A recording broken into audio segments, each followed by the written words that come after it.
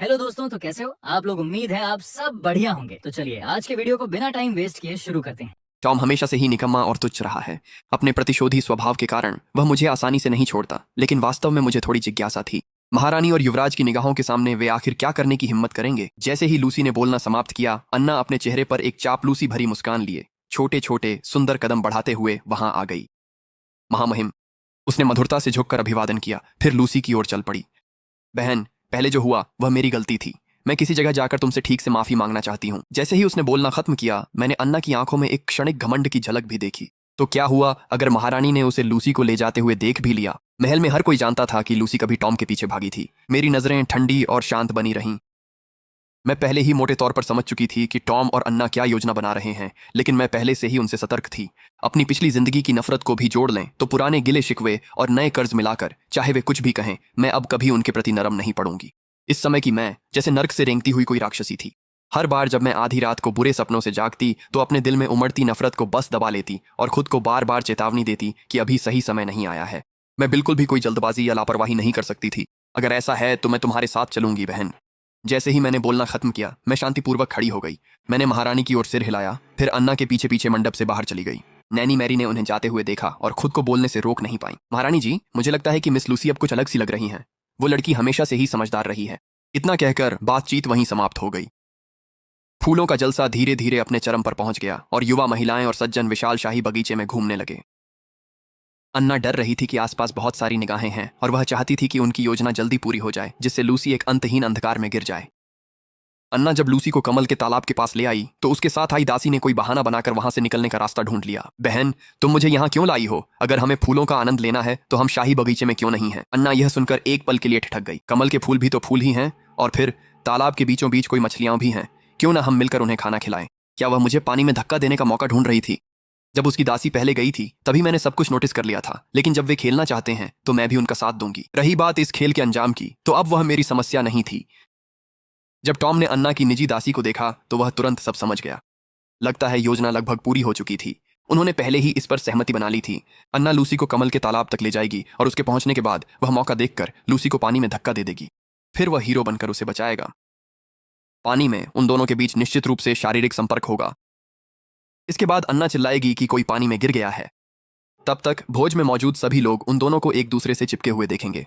फिर Lucy Jack से कैसे शादी कर सकती थी? ये औरत अब सिर्फ उसकी हो सकती थी।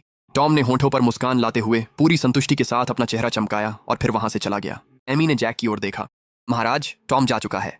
क्या हमें उसका पीछा करके देखना चाहिए? जरूरत नहीं, मैं खुद जाऊंगा। हालात को देखकर लगता है कि उन्होंने सब कुछ पहले ही तय कर लिया है, तो मैं यहां बैठकर इंतजार क्यों करूं? टॉम तेजी से चल रहा था। उसके हाव भाव से बिल्कुल नहीं लग रहा था कि कुछ समय पहले उसे चोट लगी थी। अन्ना भी समय का हिसाब लगा रही थी। उसने देखा कि टॉम आने ही वाला है।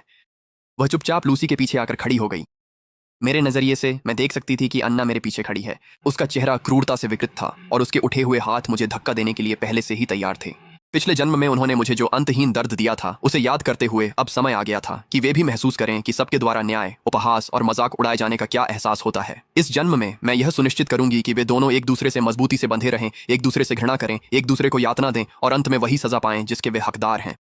इस कमल तालाब की मछलियों की वाकई में महल की दासियों ने बहुत अच्छी देखभाल की है। हर एक मछली मोटी ताजी और मजबूत है। उन्हें तालाब के बीच तैरते हुए देखना ही मेरा मूड अच्छा कर देता है। मैंने अचानक एक लंबी सांस ली, जैसे मैंने पीछे अन्ना की हरकतों को बिल्कुल भी नहीं देखा हो। हर बार जब मैं अन्ना और टॉम को एक के बाद एक बचकानी साजिश रचते देखती तो मुझे हंसी आ जाती थी।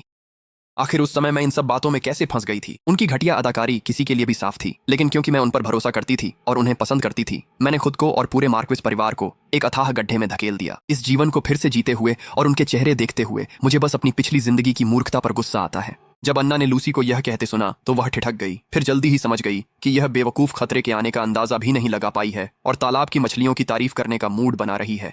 वह खुद को हंसने से रोक नहीं पाई। उसके चेहरे पर एक सर्द ठंडक थी, लेकिन उसकी आवाज अब भी ऐसे लग रही थी जैसे वह लूसी की भलाई के बारे में सोच रही हो। बिल्कुल सही, शाही बगीचे के कमल तालाब की कोई मछलियों की सबसे अच्छी देखभाल होती है। मैंने पहले ही किसी को मछलियों का खाना लाने भेज दिया है। बाद में हम मिलकर उन्हें खिला सकते हैं। हाँ, तो फिर मुझे सच में आपका धन्यवाद करना चाहिए बहन।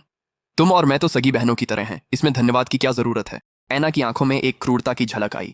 जल्द ही लूसी हमेशा के लिए टॉम से बंध जाएगी। इस दुनिया में कोई भी जैक के लिए उसे मुकाबला नहीं कर सकता था। वह लूसी के और करीब आ गई, सही मौका तलाशते हुए कि कब उसे धक्का दे सके, यह जाने बिना कि मैं भी अपने मौके का इंतजार कर रही थी। जैसे ही एना को मौका मिला वह एक विकृत भाव के साथ आगे बढ़ी। वह पहले ही कल्पना कर रही थी कि लूसी पानी में गिर रही है, टॉम उसे बचा रहा है, सब लोग उसकी निंदा कर रहे हैं और क्राउन प्रिंस उसे ठुकरा रहा है। लूसी, क्यों? तुम क्यों मार्क्वेस एस्टेट की वैध बेटी बनकर पैदा हुई जिसे सबका प्यार मिला? वह सम्मान तो एना का होना चाहिए था। निर्णायक क्षण पर लूसी अचानक साइड में मुड़ी और बगल की रेलिंग को पकड़ लिया। जैसे ही एना ने देखा कि लूसी साइड में हट गई है, उसकी आंखें हैरानी से फैल गईं और वह अविश्वास से उसे घूरने लगी।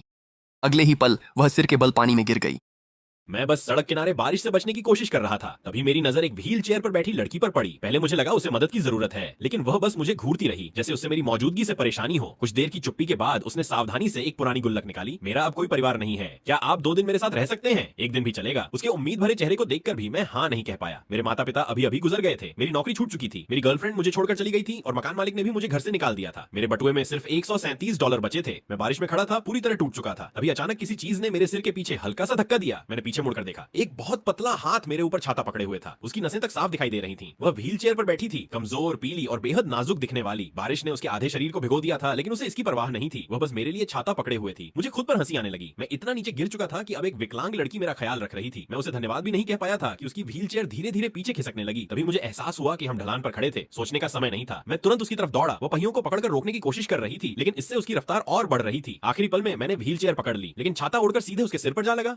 वो कुछ पल तक वहीं बैठी रही, सिर पर छाता अटका हुआ था। वो पहियों वाले मशरूम जैसी लग रही थी। तुम ठीक हो? इतनी रात को यहाँ अकेले क्या कर रही हो? जैसे ही ये शब्द मेरे मुंह से निकले, मुझे पछतावा हुआ। ये बिल्कुल किसी संदिग्ध आदमी जैसी बात लग रही थी। जैसा मैंने सोचा था, वह तुरंत सतर्क हो गई और डरी हुई बिल्ली की तरह अपनी व्हीलचेयर में सिमट गई। मैं बस टहलने निकली थी, अब घर जा रही हूँ। कोई ना कोई तुम्हारी चिंता कर रहा होगा। मेरा कोई नहीं है। मेरी दादी का कल निधन हो गया। ये सुनकर मेरा दिल बैठ गया। मैं सोचने लगा कि वह अब अकेले कैसे जी पाएगी, लेकिन मैं खुद भी इस समय अपनी जिंदगी नहीं संभाल पा रहा था। ये सच में मेरी समस्या नहीं थी। फिर भी शायद अपराध बोध की वजह से मैंने उसे घर तक छोड़ने का फैसला किया। मैंने उसकी व्हीलचेयर को धक्का देकर लिफ्ट तक पहुंचाया, फिर वापस जाने के लिए मुड़ा। बारिश में भीग जाओगे? उसकी यह बात सीधे दिल में लगी। वह खुद मुश्किल से संभल पा रही थी, फिर भी मेरी चिंता कर रही थी। ऐसा करते हैं, छाता मुझे उधार दे दो, मैं कल वापस कर दूंगा। अब तुम अंदर जाओ। वह और भी घबराई हुई लग रही थी, लेकिन उसकी उंगलियां अब भी मेरी बांह नहीं छोड़ रही थीं। तभी मुझे समझ आया, यह उसका रुकने के लिए कहने का तरीका था। इसलिए मैंने सोचा, चलो इसे पूरा कर देता हूँ। मैं उसे ऊपर तक छोड़ देता हूँ, फिर चला जाऊंगा। लेकिन ऊपर पहुंचकर मुझे पता चला कि उसका घर उस मंजिल पर नहीं था। वह उससे भी ऊपर छत पर था। वहां न कोई रैंप था, न लिफ्ट, सिर्फ बारिश से भीगी हुई खड़ी सीढ़ियां थीं जो अंधेरे में ऊपर जा रही थीं। मैं सोच भी नहीं सकता था कि वह अकेले ऊपर नीचे कैसे आती होगी। अच्छी बात यह थी कि उसका वजन ज्यादा नहीं था।